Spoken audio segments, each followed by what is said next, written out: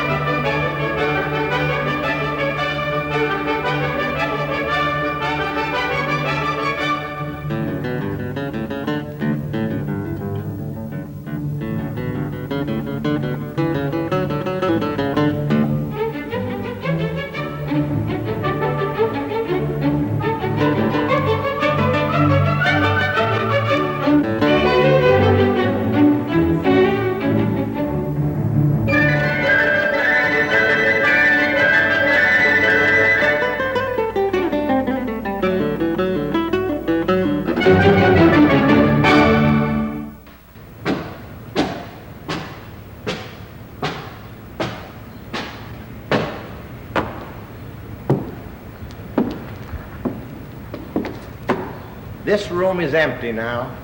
Nothing remains but dust and sunlight and forgotten rubble. But 50 years ago, it was filled with workers sitting at their tables, rolling and cutting cigar leaves with their chavetas. Ybor City began in the 1880s when Don Govino Gutierrez, a New York importer of fine foods, heard that there were guava plants in Tampa. His search revealed that the trees were too scattered to support a processing plant. But on his trip home, he stopped off in Key West to visit some old friends, Vicente Martinez Ybor and Ignacio Aya. These cigar manufacturers were having labor problems and planning to move their plants from New York City and Key West to Houston. Gutierrez suggested that they look at Tampa with its beautiful harbor and steamship service to Havana, where Plant had just brought the railroad and where the climate was humid like Havana's, and they would be closer to their source of labor and tobacco. The men became very excited, and the three Dons traveled to Tampa right away. Ybor chose a 40-acre site just northeast of the city, but found that the price was too high and was ready to give up the project. When the Tampa Board of Trade heard about this, they immediately launched an emergency campaign and promised to raise 1/2 of the purchase price.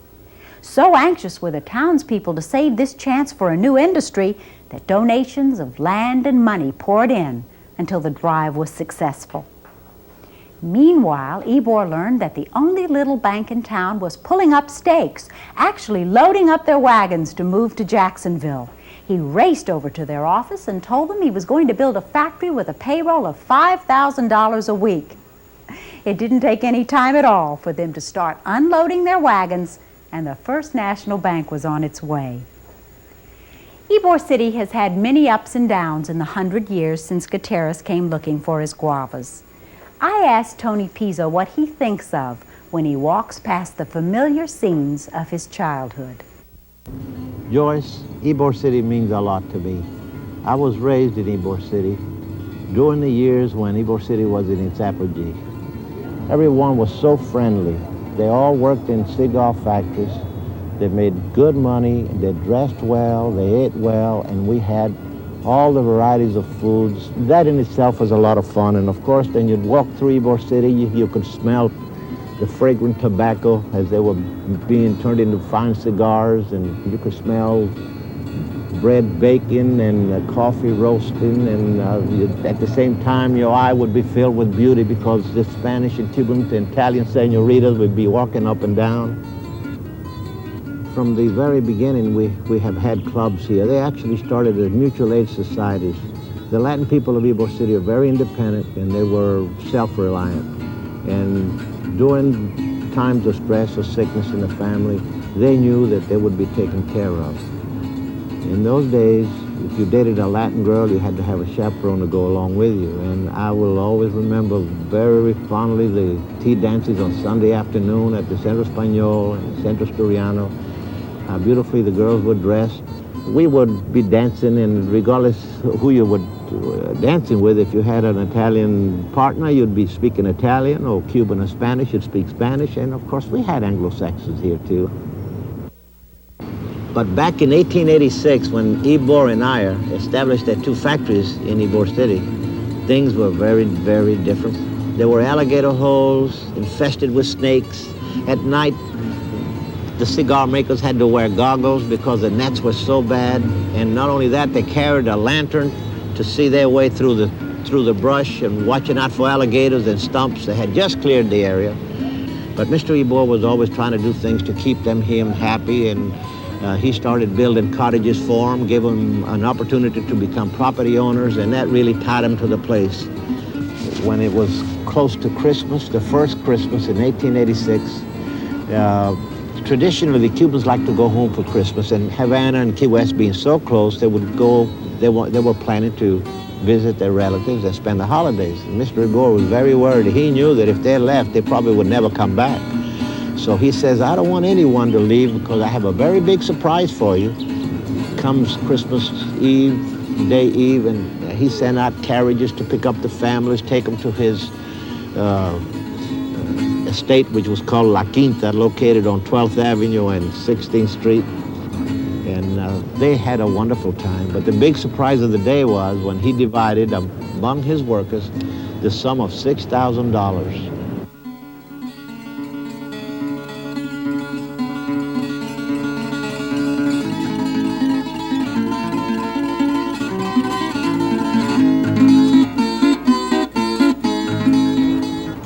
A few years after that Christmas, my maternal grandfather, Peter Pizzolato, established a grocery store on this corner of 8th Avenue and 18th Street. The building was replaced by this modern structure in 1955. I was born in a small cottage right behind the grocery store, but I'm not going to tell you what year that was. It's still a family affair, and the business is being run today by my nephew, Paul Castellano. Buongiorno. Good morning, Paul. Have an apple. Thank you. Thank you very much. Food has always been important to Latin people.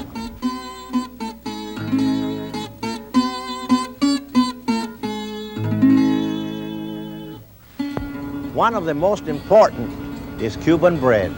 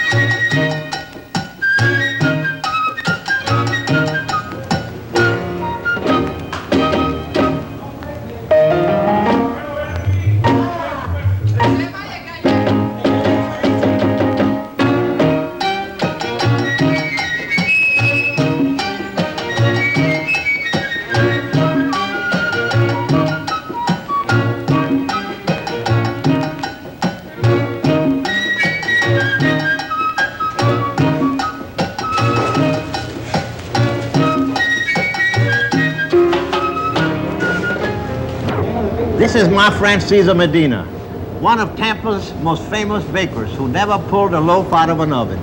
You're absolutely correct. I went into the Cuban bread business back in 1924, and I stayed producing Cuban bread in the same manner that you have seen here today. And I continued doing that until 1939 when I decided to go into the American bread business. You know, Cesar, I well remember that because everybody in Ybor City thought you were a trader converting from your bakery from Cuban bread to American bread. But you were really way ahead of the times because in time you became the chairman of the board of the National Wholesome Bakeries with 80 bakeries scattered all over America. That was a wonderful experience, and I'm very appreciative about the support that we've had from the people in Tampa. And of course, I'm still interested in the Cuban bread. And of course, you know this is being used extensively for the manufacturing of the famous Cuban sandwiches. That's right. Even today, thousands and thousands of sandwiches are being sold, but of course the price has changed tremendously.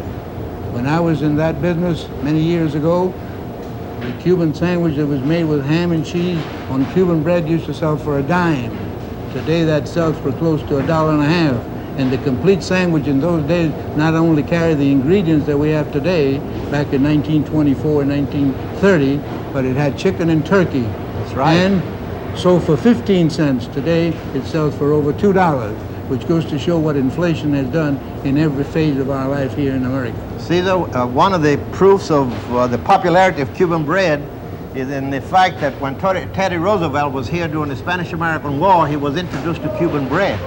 And later on in years, when he became president of the United States, a Tampa delegation went up to Washington to invite him to visit Tampa. The first question he asked was, is Cuban bread still available in the restaurants? Well, of course, that's probably the first thing that the tourist that comes to Tampa today is always very fond of, and he really does not find that anywhere in the United States. I've seen people at the airport with arms full of loaves of Cuban bread getting on the all plane. over the United States. That's right. And the community has thought so much of that they've decided to buy one of the local bakeries and make a museum so that they can show the tourists from now on how Cuban bread has been one of the vital things in this area, to the extent that in this area, the two most important things for the people of Ybor City has been Cuban bread and have available Cuban coffee. Right.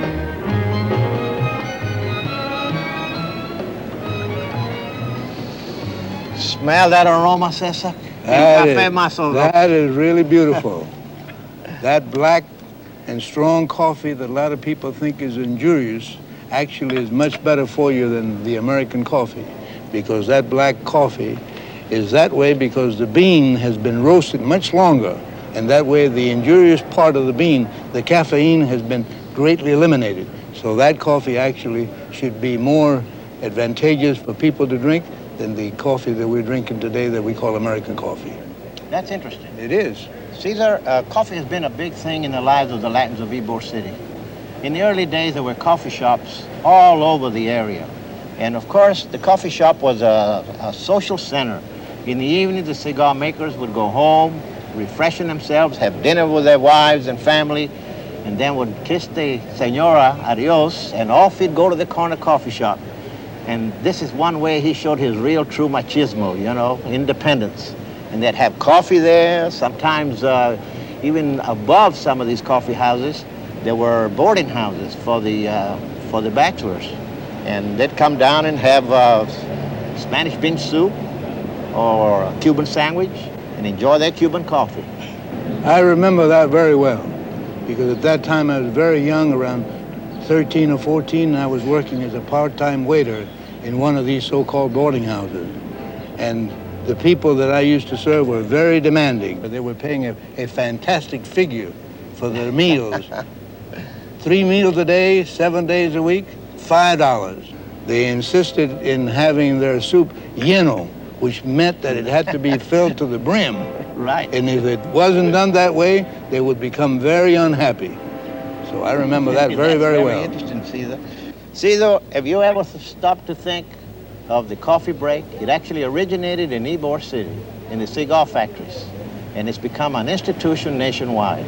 And of course, even though the coffee break has been a tradition, especially today, that has not changed as far as the Spanish workers are concerned.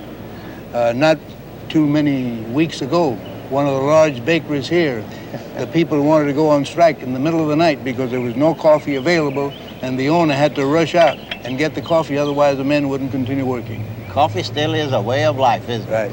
Well, Cesar, some things have changed. Today you go to the bakery to buy your bread, but in the old days, Cuban bread would be delivered unwrapped, and there'd be a nail next to the door, and the bread delivery man would slam that bread right on that nail. And of course, you know that the traditional breakfast of the Latins of Ybor City is café con leche. So the family would sit down, have their coffee and Cuban bread with butter, and the cigar makers would be off to work, and the children would go on to school. Cesar, this building certainly brings back old memories. This is where I started grammar school. And I remember so well when I used to line up here with the rest of the kids going up to class. Cesar, I remember that in those days, you know, we were Spaniards, Cubans, Italians attending this school. Right. And there were a lot of roughnecks. There were a lot of fights in these, right around this building. And the principal had his hands full, and the teachers did too. But one of the real hobbies of the kids was playing hooky. And one of the things they used to do was go to Tingaling, which was nothing but a ditch near the Seaboard Airline shops. And of course, after a while, they found out that we had a hangout out there, and the truant officer, Mrs. Bass, used to chase us down. They were really happy moments. Not only did they go out there, but a lot of the boys and girls, boys mostly, went out to La Draga, which is at the foot of 14th Street. That's which right. is now the estuary. The estuary, And certainly. that was I it. used to go there too. That was the only swimming pool that the kids around here had in those days. That's so true. That's right. He was right. So things have really changed, Cesar. That's and of course, you know, Mr. Ybor in the early days, he had a philosophy about child labor. There were no laws then in existence, but he had a policy that if a child didn't attend school, they could not work in the factories. And this was at the very beginning. And the first school, as you know, was what they used to call the free school, located on 8th Avenue and 14th Street, with Mrs. Greer being the teacher. And all the grades from the 1st to the 6th were taught at that same, within that same building. Well, you see, the thing that was very interesting in the way of education in those days is that the adults who came here, came from Cuba and Spain and Italy and what have you, had not had the benefit of hardly any education. Very true. Yet, within a short time, they were able to achieve as being recognized as the best informed workers in America, because they developed a philosophy of hiring an individual who they were willing to pay themselves. Management didn't pay it. That used to call him a lector. And this was an individual that would stand or sit in the middle of the hall and read to them all the news of the previous day in the morning paper. And then in the afternoon, he would read from some of the best books of English, American, and Spanish literature. Well, you know, the lector, as a matter of fact, was a VIP. He used to go to work about 9 o'clock in the morning, and he would read for 2 or 3 hours, and then he would take a rest to prepare himself for the afternoon session, where he would go into the literary part of the reading. And in those areas, he would try to imitate the voice of the different actors, men, women, and children. He was really an actor, wasn't he? That's right. And in many cases after that, when the reading was discontinued, they went on to New York and other cities and participated in the stage. Aparicio was one of them, I remember. One of them, yes, and many, and many others. Many others, and Chicharito was another one. That's another one. Was very successful. And you know, it's an amazing thing to me that after all these years, when I was very young, as I walked through Ybor City and I passed some of these factories today, the mind is such a tremendous thing that I can almost hear the voice of my father as if he was reading today in those factories. Las tumbas tienen por lenguaje las flores de resurrección que nacen sobre las sepulturas. Ni lágrimas pasajeras, ni himnos de oficio son tributo propio a las que con la luz de su muerte señalaron a la piedad humana soñolienta el imperio de la abominación y la codicia. Esas orlas son de respeto.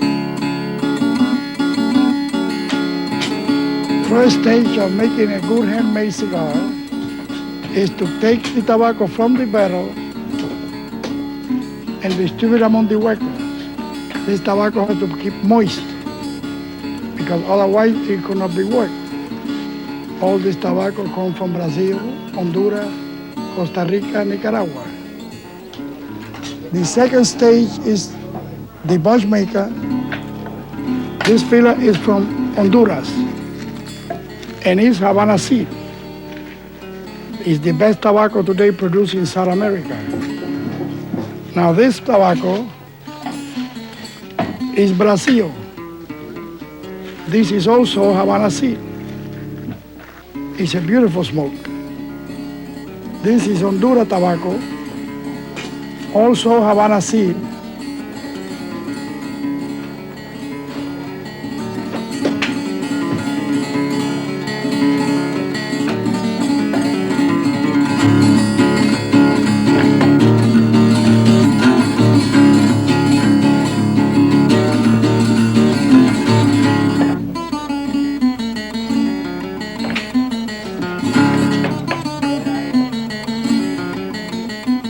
You put the bunches on the mold, press the tobacco. There are different kind of tobacco. They are different gauge and size. After the tobacco been keep on the press for 10 or 15 minutes, then the roller will do the finishing touch of putting the wrapper on the bunches.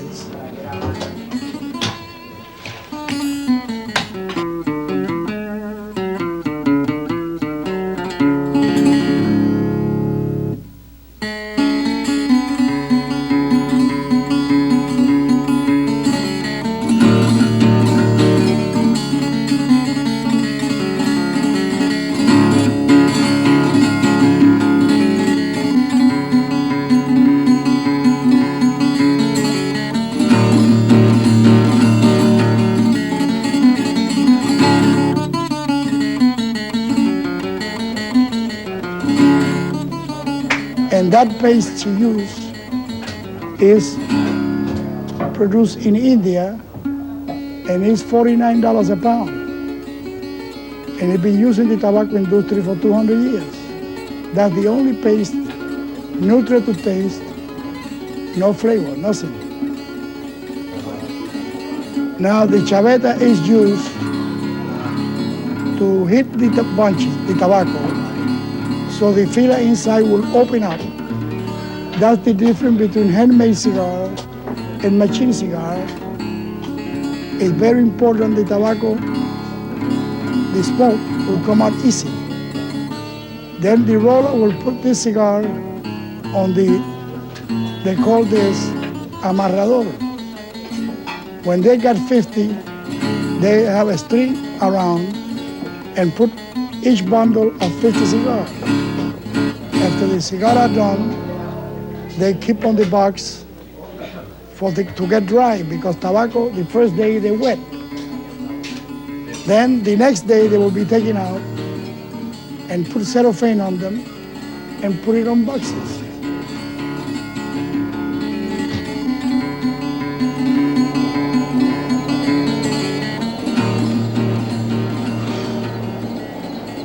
Cesar, when the cigar was king, Ybor City had more than 250 cigar factories, producing millions of cigars and thousands of labels. In this very cigar factory, a young lady who was an anilladora, she put the band on the cigars and placed them in cigar boxes. She thought she'd have a little fun, and she wrote a note. And 2 months later, she received a letter from a young man in New York telling her that he had found her note. And from this little episode developed the Ybor City cigar box romance. And in time, they were married. It's a very, very interesting story. And of course, the same thing is true as to what happened with the crackers here. when the first people came here for the cigar industry, the Italians, the Cubans, and the Spaniards. There was a certain amount of friction, which eventually was beginning to dissipate as they came in to this area and established businesses and came at night and took Spanish lessons to be able to communicate. And of course, the thing that eventually broke the ground more was the fact that some of the younger men came in and married some of the beautiful senoritas that had come in. Mr. Ybor was a smart man, Cesar. He established a railroad company between the village of Tampa and Ybor. And these railroad tracks are the remnants of that little railroad. And you know, Cesar, there's very little left today. A few buildings, pieces of railroad track. And lots of memories, Tony, lots of memories.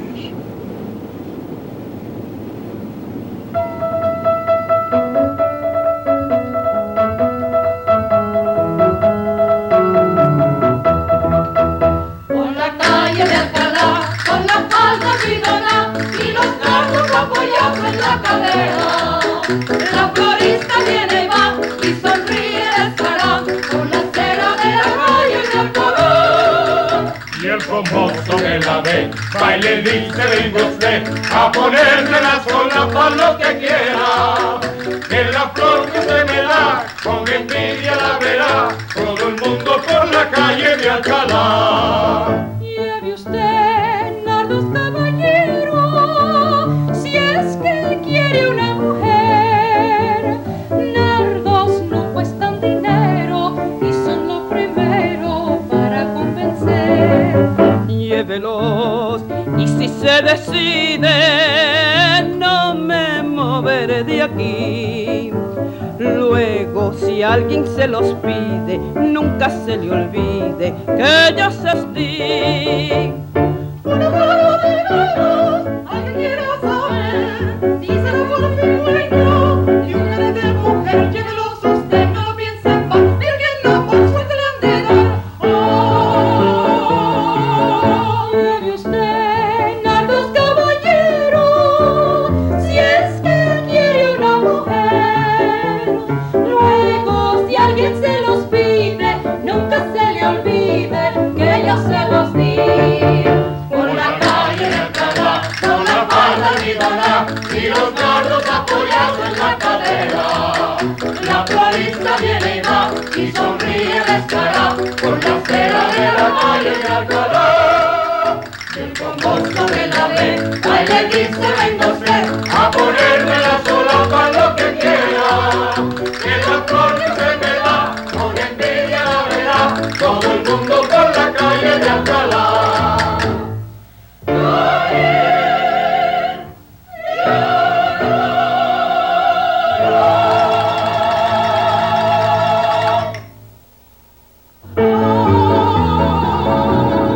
Lleve usted, nardos caballero, si es que quiere una mujer. Luego si alguien se los pide, nunca se le olvide que yo se los di. Por la calle de Alcalá, con la falda bidona y los nardos apoyados en la cadera. La florista viene y va y sonríe descarada con la cera de la calle de Alcalá. Y el famoso de la ve, va y le dice, venga usted a ponerme la sola para lo que quiera. Que la flor que se me da, con envidia la verá, todo el mundo por la calle de Alcalá.